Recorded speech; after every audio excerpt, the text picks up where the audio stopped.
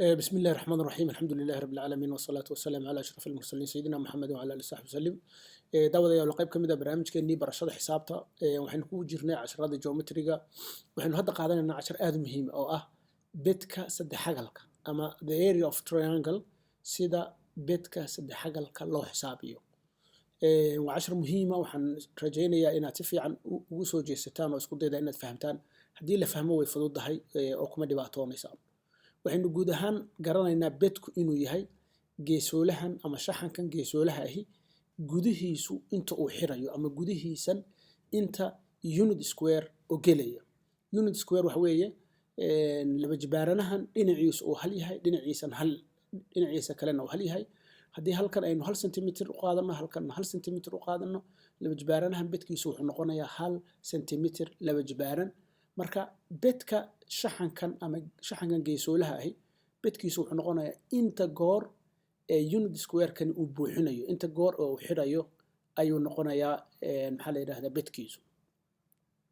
haddaynu isku dayno inaynu soo qaadano oo gelino 1 2 3 4 5 6 7 8 9 sida arkaysid maxaa la yiraahdaa bedka shaxankeeni wuxuu noqday 9 unit square haddaynu centimeter isticmaalayno wuxuu ahaan lahaa 9 centimeter square haddaynu meter isticmaalayno wuxuu ahaan lahaa 9 meter square maadaama aysan maxaa la yiraahdaa maadaama aysan mar walba fududeyn ama aysan ahayn si fiican inaa unit square kan sawir shaxan kastoo aynu haysano markaynu bedkiisa xisaabinayno maadaama ay adag tahay in sidan oo kale loo sameeyo waa inaynu helnaa formula ama qaacido sahlan oo shaxan kasta aynu magaranaysaa sida loo helayo bedkiisa aynu ku baranayno hadda marka waxaynu baranaynaa shaxankan maxaa la yiraahdaa saddex geesoolaha ama saddexagalka maxaa la yiraahdaa bedkiisa maxaa la yiraahdaa qaacidada ama formalka lagu helayo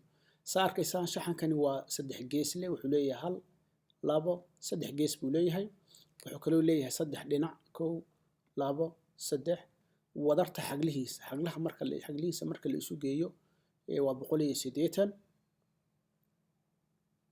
180 xaglihiisa marka la isu geeyo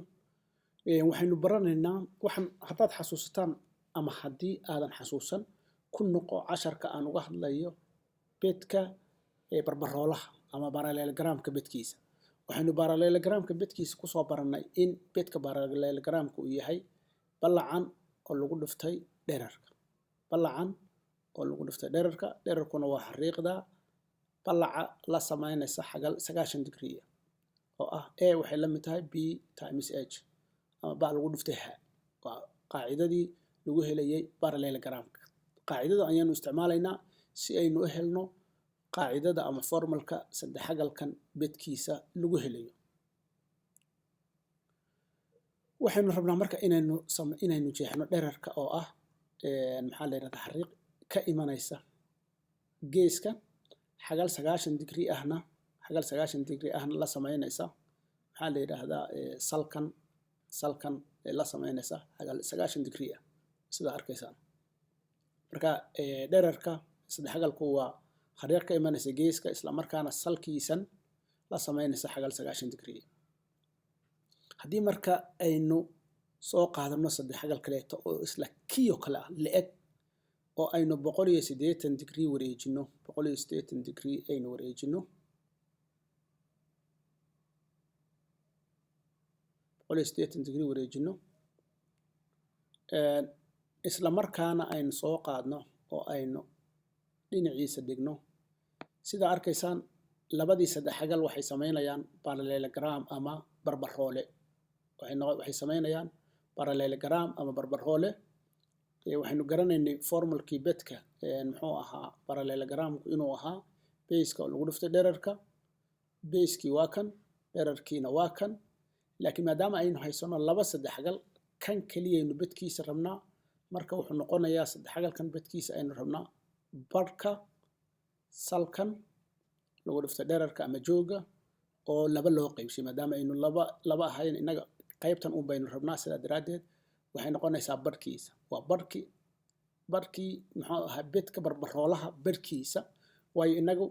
qaybta aynu haysanaa waa uun saddexagalkan bedkiisa barbaroolahan bedkiisa oo laba loo qaybiyey weeye bedka saddexagal.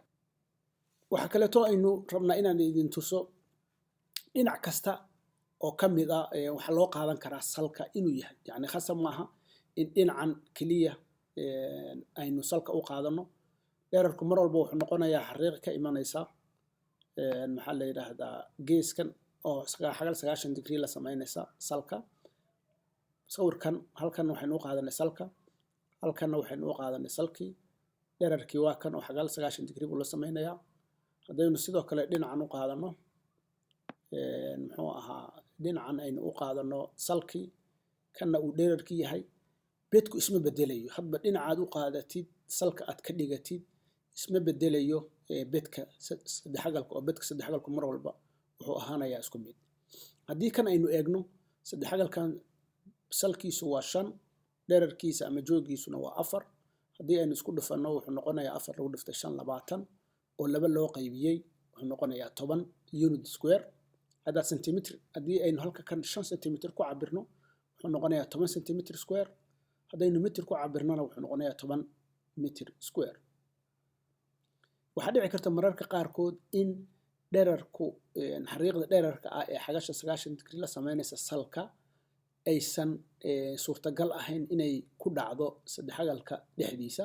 markaasoo kale salka waa la fidiyaa oo waa la dheereeyaa si dherarku uu 90 degree ula sameeyo. laakiin inta aynu cabiraynaa waxay noqonaysaa ilaa intaas oo ahaa dherarkiisii asalka ahaa. bedka saddexagalka marka wuxuu noqonayaa 4 lagu dhiftay 6 24 oo loo qaybishay 2.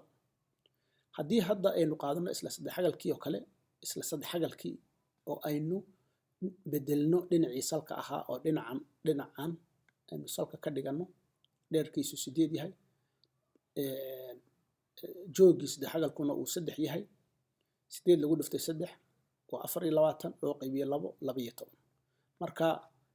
dhinac kasta oo aad salka u qaadatid saddexagalka bedkiisu isma bedelayo. haddii aan ku celino marka saddexagalka bedkiisu waxa weeye badhka salka oo lagu dhiftay jooga oo 2 loo qaybiyey, ama salka oo lagu dhiftay dherarka oo 2 loo qaybiyey weeye saddexagalka bedkiisu. waxaan rajaynayaa inaad fahamteen. السلام عليكم ورحمة الله وبركاته.